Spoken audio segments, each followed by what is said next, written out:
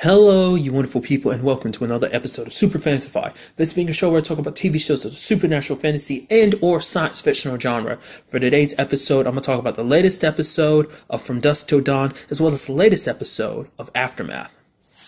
Starting off from Dusk Till Dawn, we picked up from last episode where Richie got kidnapped by Amaru.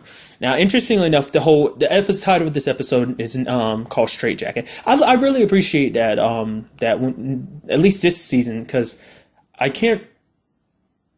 Yeah. I guess they only did it this season. I can't remember them doing it last season, but they basically have the titles episode in like the left corner. So I always appreciate that because it's like, oh, that way I can walk into this saying like, oh, specifically this is blah blah blah episode. So anyway, just adding that in. But the moment I saw it, like it's like, oh, he's in a straitjacket. Like my thought immediately was like, okay, what's gonna happen is Amaru's gonna mess with his mind. It's gonna be one of those stories of just like, oh, is everything he's experienced till now been real? This whole Culebra thing, she's gonna make him think he's nuts, just kind of make him go a little crazy, make him think everything he knows is fake. Have like in his being inside of his mind, being like, oh, having people in his life pop up like Seth being like, yo, bro, you're sick. I'm here to help you type of situation. That's what I initially thought, but then it's like, nope. Completely wrong. All it is Amaru does get into his brain, because we see that at the beginning of the episode. It's kind of a power that she has that we've never really seen her utilize until now, because she basically had that guy Terrence basically kill everyone in the hospital at the beginning. That's kind of how she bust out in the first place. But we kind of see that she does that to Richie after everyone came there, who went to all that trouble to save him, and it was very interesting. Like like I said, this season keeps surprising me more and more because it is very horror-esque. Because this seemed like a type of like thing where it's like, oh, everyone's being tracked down by the killer and he's picking them off one by one. You kind of get that vibe from it, and I really appreciate it about this season. Like, not necessarily that the season is necessarily scary, but it does have like a horror movie atmosphere to it. I don't know, maybe part of it is meant to scare you. It doesn't really do that to me, but it, like I said, it has that eerie feel to it. Like it seems like you would be, rather than horror movie, maybe like a suspense thriller where you do have like a killer walking the halls, tracking everyone down one by one. So that was kind of an interesting thing. And it did seem like Richie could fight it to a certain extent, because Amaru was like, kill everyone. She's like, I told you to kill everyone, but Richie's not listening. He's listening to her, but there's a part of him that's kind of like a situation of like, even though she has him under her control, like he's still a little bit of himself. He's still being the smart dude that he is and is trying to plan everything out. Because for him, she basically showed him Zabalba, and like kind of, I guess, got inside of his head and making him think Zabalba's kind of a paradise. And so basically the price to get there is killing all of them. But he wants to take Seth along with him too, because it's kind of like the paradise. Because he brings up the fact that Seth is like, there's going to be hell to pay for all the stuff they've done. But he's like, oh, this could be our big break. And Seth is trying to tell him, it's like, no, this ain't El Rey. It's hell, bro. Like, trying to get through to him, but it doesn't work. And it's just, like I said, I think it's because there's that, like, it's one of those situations, because I can't remember what it was necessarily. It was something more recently I was watching that was basically like someone was under control. I think it was Gotham. I know I'm having a tangent a little bit, but like in that situation, like the Mad Hatter hypnotized Barbara, and she was still a little bit of herself even when she was under hypnotism. So I'm thinking it was kind of a similar situation. I was expecting him to fight it, but sadly he didn't. Which then led to like the saddest part of the episode was you had Zamina getting killed by Freddy. Because they mess with you a little bit, because it's like, while, Seth is burning Richie to kind of cleanse him of it. And then she's just kind of like, I love you, Freddy. I'm like, oh, she said the word. And his eyes are clearing up. I was like, okay, it's good. Kissing him and everything. And then he snaps back into it and kills her. I'm like, no! It sucks. Because she used the words, I love you. Because it was so obvious they had a thing for each other. And it just sucks so much, because we saw them waking up at the beginning of the episode in bed together, and she had the big concern because she was like, she didn't want to come between Freddie and his, getting back to his family. But for him, he was like, my wife left me. It wasn't you, it wasn't me. She left me. Like I said, kind of drawing up conclusions just because she didn't want to be mixed up in all this world.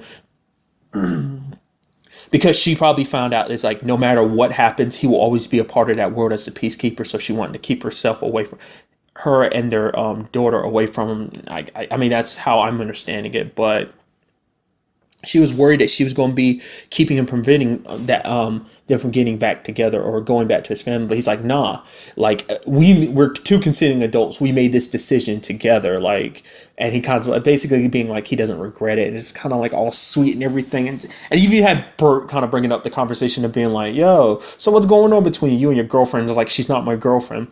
You know, she's like, oh, do you like the taste of forbidden fruit? You being a human, hooking up with a culebra. He's like, she might be a culebra, but she's the most human person he's ever met. And then Bert's just like, oh, that's sweet. And that's the thing too.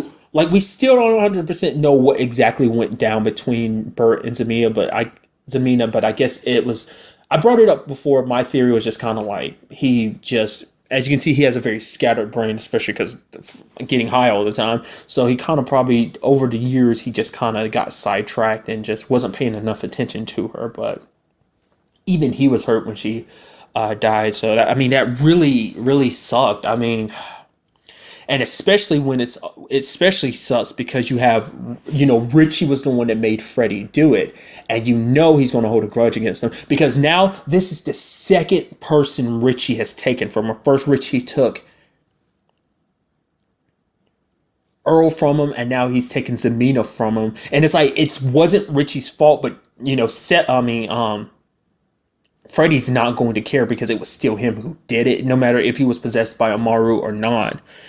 And, I'm guessing eventually he's going to join forces with, I can't remember her name, Earl's daughter, Dakota. That's it.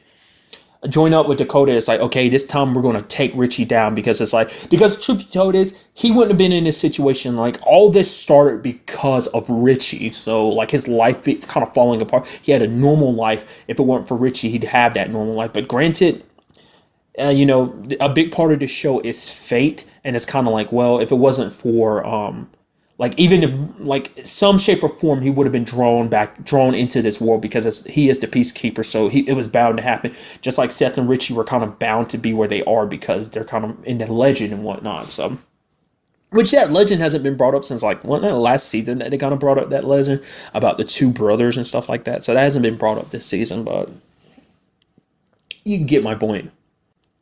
I also felt bad for Pablo. Like, he was just kind of, I was like, okay, Pablo, something's weird here. Pablo's the only person that survived this place. I mean, granted, he's a little paranoid, so he was more, I guess, able to hide away, when that dude was going around killing everyone in the hospital. So I guess that was in his benefit, that he was kind of a little like, oh, conspiracy theory, thinking like, oh, they've got like chips in my leg and I cut it out and everything, so they can't track me anymore. So.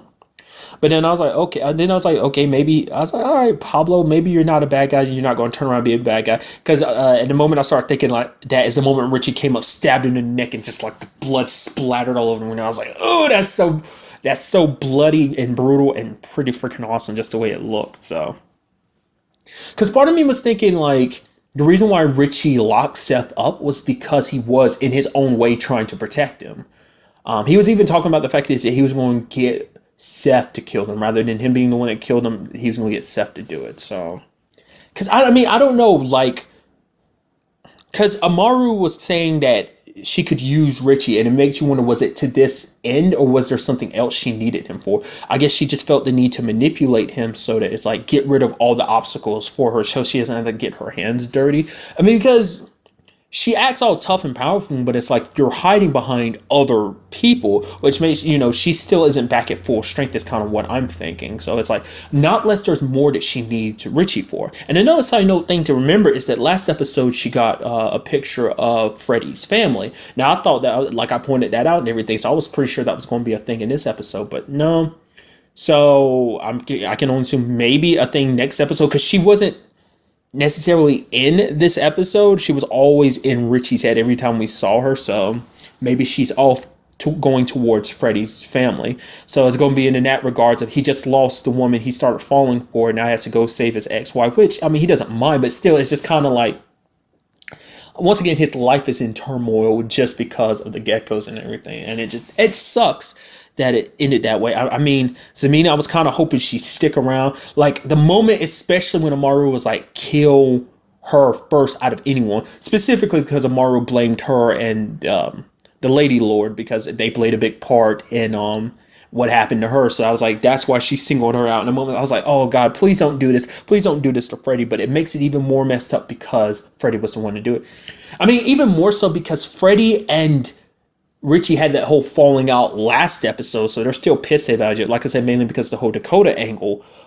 which kind of brought up the whole Earl thing, and it just kind of put them at each other's throats, but even more so now. Like, Freddie's pissed at himself, but I'm pretty sure he's even more pissed at Richie, and I'm very interested to see what goes down next episode. Like I said, it would be kind of interesting if we see Dakota being like, you know, Freddie's like, I lost a person I love because of Richie. I don't care if he was possessed. This is all his fault. He took Earl. You know what? Yeah, we're going to get revenge on him type of thing, and you know, Seth is going to be there trying to mitigate the problem, be like, because everyone sees it, it's just kind of like, oh crap, things went down this way. Because we still haven't seen the Lady Lord, because she's still hiding out.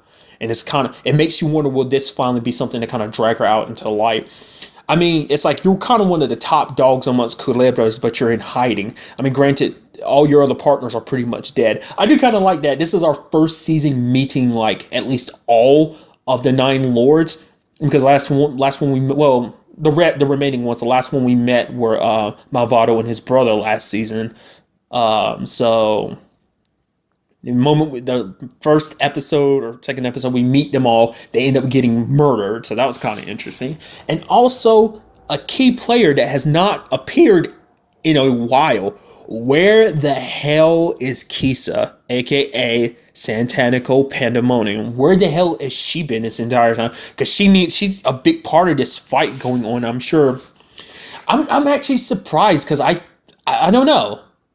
Just that she kind of disappeared from the story like that. I mean, she's purposely hiding because she's not trying to get involved in this. Because if she gets involved, she's going to be dragged back in. So I don't know. That's just I'm kind of interested to see like what shape or form they're going to bring her back. Is it going to be of her own volition, or is it they're going to track her down? Because they haven't bothered tracking down Kisa since like, wasn't it like the second episode she popped up? They haven't bothered coming after her since. And like after she disappeared, they were like, okay, we just have no idea where she is now, and she's going to make sure they have no idea where she is because she's not, you know, trying to get involved in all of this.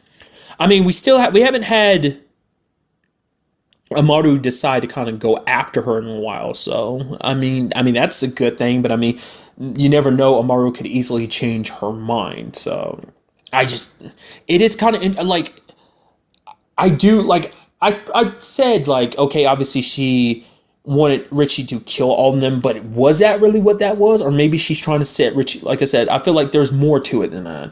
I mean, maybe that really all it was because she wanted Richie to destroy the people he's closest to. I mean, if that was the case, she'd be ordering him to kill his own brother, but maybe it's because she needs him as one of her own.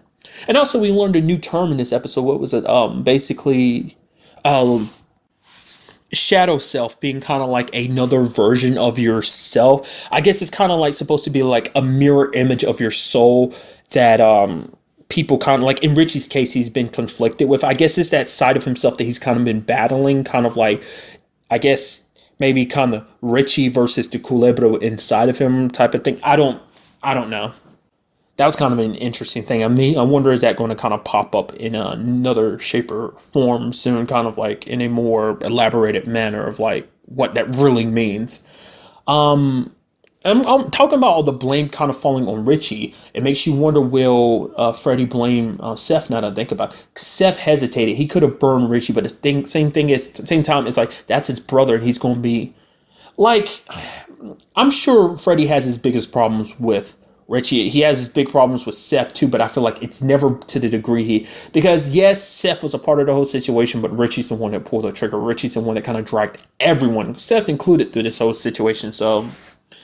I feel like out of any of the brothers, most people don't like Seth, you know, especially him bossing him around. Especially saw it with Bert this episode, being like, ask me nicely, you know, so.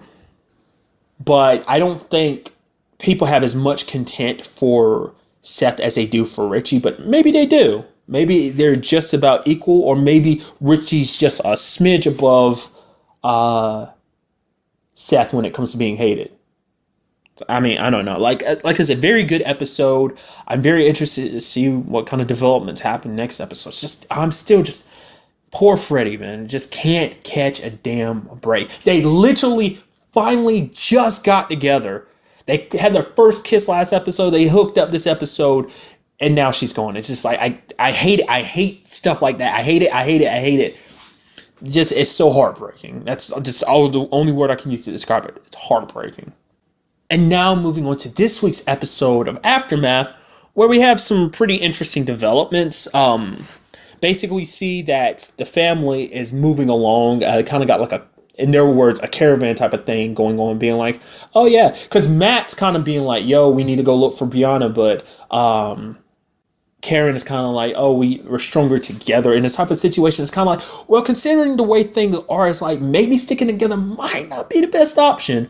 I mean, granted, you got fever heads going around. I still like that term. Like at first, I was watching the episode, I was like, what are they called again? Hot heads? I was like, no, fever heads. And you got freaking skinwalkers possessing people. I mean, Karen kind of refers to them as demons, and then you had that dad Vince being like demons, and she's like, yeah, I mean, I wish I had a better word for it, but he's like, yeah, like you said, crazy times.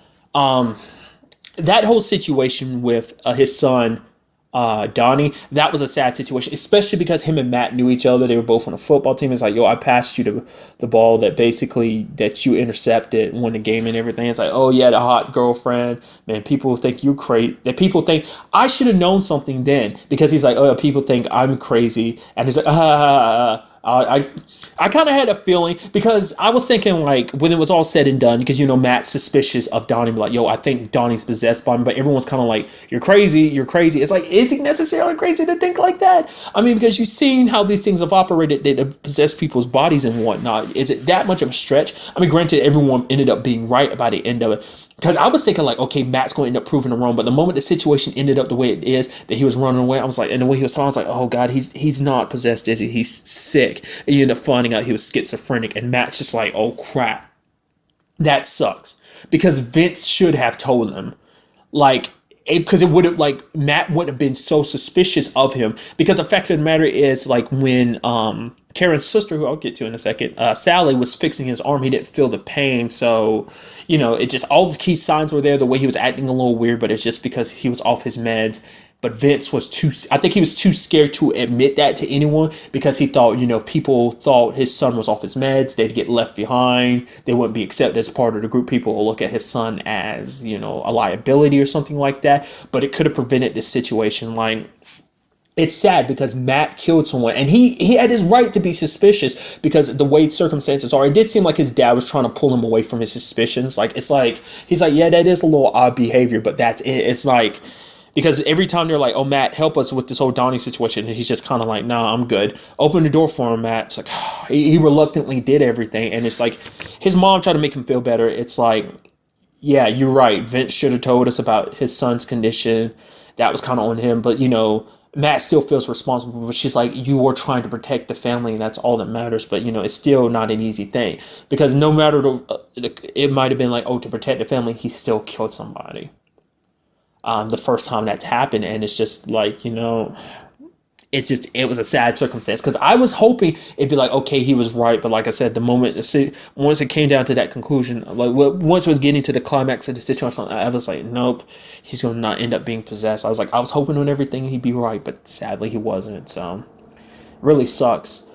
We have this whole weird solar flare thing going on. Don't know, like, they're explaining it, the dad and Dana, and it's just kind of like, Josh, I don't know, it just clicked in my. I literally kept trying to remember his name throughout this episode, and I'm just sat here and I was like, Josh.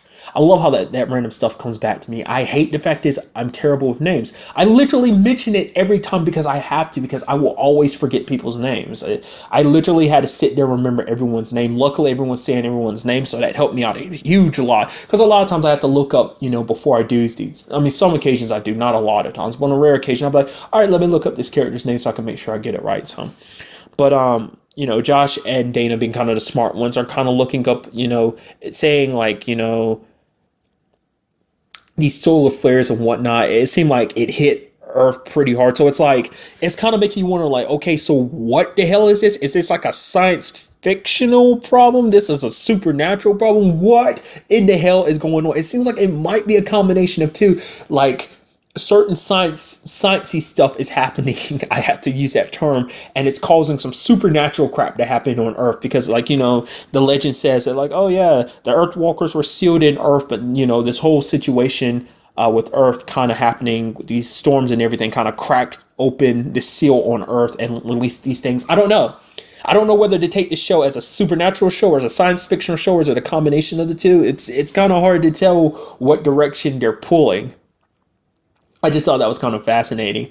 I was kind of expecting things to be a little bit... Well, I mean, I was about to say, like, I expect the cars to get shut down and whatnot, but they did in this episode because it's like everyone else's cars, because they were kind of more modern cars, ended up shutting down except for the RV. And it's like, oh yeah, me and Donnie come aboard, and I'm like... probably not a good idea. Because part of me was also thinking maybe Vince was a little, like, possessed or something, and it's just kind of, I don't know. I was kind of thinking, I was waiting for the term, but now it makes sense why he was acting weird the way he was, just because he was trying his best to hold back his suspicions. Which also, like, was it just Vince's car? Because there was, like, a few people that were with them, but the only one we kept seeing often enough was Vince. But, I mean, I think the others were traveling with them, so I guess maybe it was just Vince's car that kind of got messed up. But also, I brought it up earlier, we met Karen's sister, Sally. Seems to be kind of I guess the word would be wild spirit. She kind of does what she wants to. Find out she is a doctor. She wanted to stop at that place, and it's like, oh yeah. Basically, it seemed like they were trying to treat fever heads, because it's like, oh, people are bleeding in their mouths, a little crazy. She was the only one there, so she was the only one that was part of that conversation. So no one in the family was over like, oh yeah, those things are called hot heads, or what... fever heads. See, I did it right there. And then one of the guys snapped, and Karen shot him, and they got back in the RV, and the guy standing there just kind of looked at him like, because he was saying that basically you don't want to get too close. These people are infected. There's only one way to deal with that. We didn't get to see it, but my interpretation of his, like, me being the pessimist, is like, there is actually no cure. The only way to deal with them is to kill them, and so that you're giving them stuff because they're infected, but they haven't really fully transformed into, like, fever heads where they've completely lost their mind and going crazy. So I was like, he's probably killing them beforehand, because, obviously it's not probably... I mean, you can interpret that as multiple ways, either being like, hey, he's with the government and this is his way of this is the government's way of doing it, or either he's on his own and that was the way he was dealing with it, or he was legitimately a good person. Once again, I'm a pessimist, so I like to think the worst. I'm thinking the only way he could deal with it was by killing them. I don't know. We didn't really get to see anything else of that, so maybe we'll see next episode. And another thing I want to quickly bring up, because I brought up the whole supernatural element. What the flip was that thing at the end of the episode that took that horse? It looked like a demon. I don't know what the hell this show is. Like, I had a feeling it was something maybe supernatural, yes, but like I said, it's also got that science fictional element. I guess really when it's all said and done, it's supernatural all across the board. It's just there's science elements to it as well, because it's like, oh, the world is ending, but there's kind of a science explanation for why the world is ending. I don't know what this all means and what it's heading to, but I find it very fascinating. And I'm kind of focused on the family side of things. Let's talk about Brianna. Like, at first being screwed over because that lady that was with her, the lawyer lady, ended up killing herself. Didn't see that coming. She was like, okay, I'm gonna go to the bathroom and straighten myself up. I'm like, why are you worried about straightening yourself up in this situation? I was like, okay, that's weird. I was like, are you spending a hot date or something? And she's like, oh, the gun is yours if you want. I was like, okay, weird. And then she's like, okay, where's the gun? In a moment, I was like, oh crap, she's gonna come up behind you, hold the gun against you, and you hear the bang. I was like, she killed herself. Holy crap. Did not think would have never crossed my mind that she was gonna do that. I guess because she literally lost all hope, because her friend that was supposed to be there to kind of drop them off some gas ended up dying. Well, her theory was he got killed because people just came to steal his gas. So, I mean, that sucks. But I guess she killed herself just because she couldn't handle it. It's like probably like the last person she could really rely on is gone. And so it's like, oh, there's no gas. We've got like 2 miles worth of gas left and we're trying to head to Seattle and whatnot. So it's just, I guess she just gave up. Which kind of sucks on her part, because you're an adult and then you leave a teenager off on her own. Like, she literally had to try and handle that situation on her own, try to crank in the car. Didn't work. I mean, that sucks too, because Brianna's like a teenager. She's like, 17? And then she also has to deal with all this crap. It's like, as you can see, adults can barely handle this situation. So it's like even more stressful for a teenager, especially on her own. Then she ended up meeting up with Tabitha, which I was not Tabitha. Because I wrote that in my notes before, like when I was like taking notes for the show and whatnot.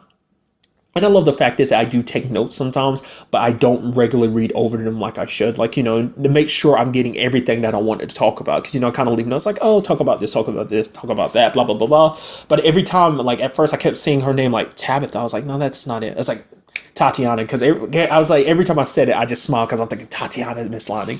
Anyway, that's beside the point. But, I didn't like her the moment she showed up, the way she dumped that thing over her. She's like, oh, where are you going? And then Brianna answered her saying, like, I'm going to Seattle. Oh, that's cool. I'm going to Seattle too. Part of me was very suspicious. I'm like, oh, you just happen to be going to the same place she's going. You admit that you were going to Seattle after Brianna had already told you that she's going to Seattle. I was like, that's very suspicious. But it's like, all right, you seem okay. Especially because they bonded a little bit, talked about family. We actually learned some interesting things about her family. Obviously, we found out about Matt's kind of sports career a little bit already from the family side of things, but a little bit more from her. He tore his ACLU, so he was going to join the Peace Corps, but the world-ending type of thing happened. Her mom, I forgot where obviously, I kind of figured her mom was part of the military, confirmed in everything. I don't know.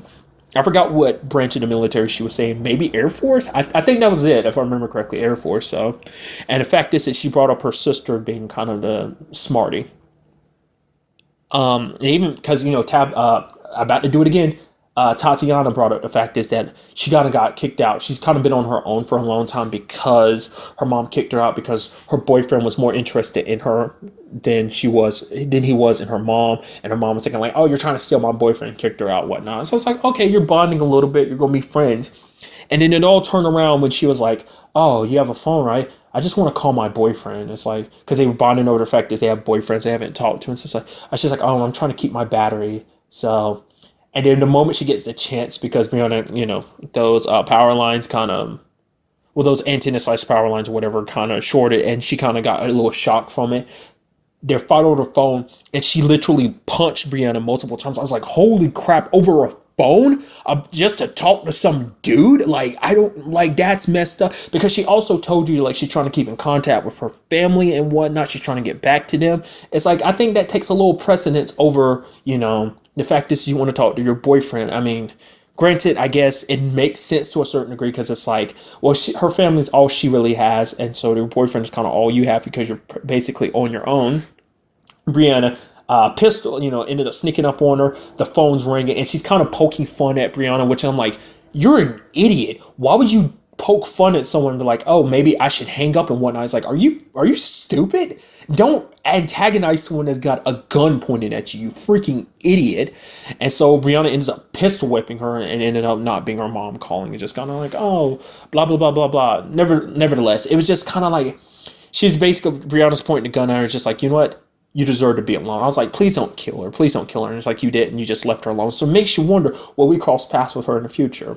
Like I said, it's understandable because it's like she is alone and she just, I don't know, she just didn't have to go about things the way she did, and it sucks. Now she is alone. Like, she had a good friend, someone she bonded with, they were getting a little close, and then you had to pull a move / stunt like that. So it's like, yeah, you kind of deserve to be on your own, and, you probably won't last long on your own. It's just like, I was very suspicious of her from the beginning, but now it seemed like she was showing her true colors. I was thinking maybe she was getting a little, turning into a fever head, and that was what was happening. And maybe that might have been the case, but it seemed like she was just being a downright asshole. Like, it's what it comes down to. At least that's how I see it, so. But like I said, very interesting episode, and I'm very interested to see where we go next week.